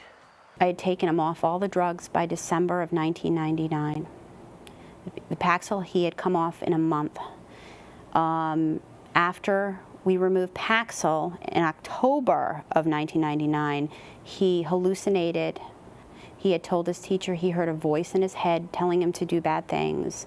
And one occasion he was banging his head against the desk, and he was asked repeatedly by the teacher to stop, and he couldn't. I started like blacking out and dizzy, really, really dizzy, and like going to sleep. You know, I could not stay awake, headaches. Discontinuation of the drugs can be a problem, especially drugs that have a relatively short half-life means that they are quickly excreted and dissipated. If one is on a substantial dose of these drugs, there are side effects that can occur. Not side effects, what we call withdrawal effects. And these can be quite unpleasant, causing irritation, headache, syndrome that looks something like a flu-like illness, or maybe even stomach problems. I found it interesting that once we decided, he needed to be weaned off the drugs, and I talked to Dr. Tracy, and I'd learned a lot about weaning the drugs and tapering off. I had to tell the MD how to do it and what prescriptions we needed. When we decided to start taking me off of the medication, I thought it was a great thing. I felt really good about it. And as I was getting off, less and less of a dosage, I started feeling better and better. Corey was on 300 milligrams. And so he lowered it to 225, and he was on that for a couple of weeks. And we slowly lowered him down from 225 to 150 and then 75. And we know that it was too fast, because when he got to 37.5 milligrams, he finally had a clear head, and he just said he's not taking them anymore, and he cold turkeyed off of Effexor. And within 2 days, he was just a ball of emotion. So we talked him back on the drugs, and he calmed down, and then we slowly brought him down from 375 to 25 milligrams to 20 milligrams, and then we had to go to a compounding pharmacy to bring him down, and we brought him down 5 milligrams at a time over about a month and a half period, and he's been off the drugs since then. All these drugs should not be discontinued precipitously, but again, if they are to be stopped, they should be stopped under the supervision of a physician and stopped on a slow basis. Drugs like Prozac can be stopped easily because it takes so long for them to be dissipated from the body, for the metabolites to be excreted, that there is no real withdrawal syndrome. But other drugs such as Paxil or Zoloft may have a relatively short life in the body, in which case discontinuation has to be closely monitored. When I pulled my son, Michael, off all the drugs and stopped them, within 3 weeks he shot up in height, in weight. He looked healthier. At one point, the school teacher, feeling very sorry about the whole ordeal, came to our house with her sympathy, and she looked at him and she said, "Michael, you look wonderful." And to me, it was a different child. He looked healthy. He never looked healthy on the drugs. He looked gaunt. He looked wasted, like he was wasting away. He was always tired, didn't have an appetite. And now I had my little boy back again. Everybody goes through, has emotional issues in life and goes through points when they're depressed, and it doesn't mean they have a disease. And I now know, or I've known, that I don't have a disease and I don't have anything wrong with me, and I'm not doomed to be depressed forever. Over the last 13 years, as I have worked with so many people on these medications and seen them as they have slowly withdrawn off of the meds and gotten their lives back together again, it's like watching someone being born, because they say over and over again, "I have my life back. I can do this, I can do that." It's so sad to see how many things you can no longer do when you take these medications, and yet when you wean them slowly off of the drugs, and then they begin to rebuild their body with the nutrients that they need and that the drugs have depleted from their systems, they become whole again. They can function again, and they're so grateful to just be normal. Now that I'm off the drugs, I feel really great. I feel like I can, be myself, do things for myself, actually do things, I know what's going on now. I can take hold of my life and really get it going.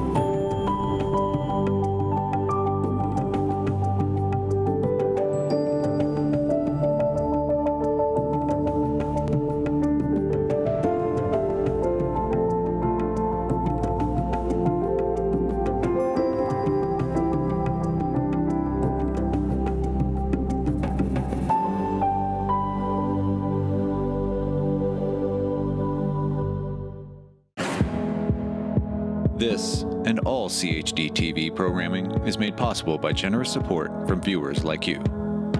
Please consider making a contribution today to keep our programming going strong. Thank you.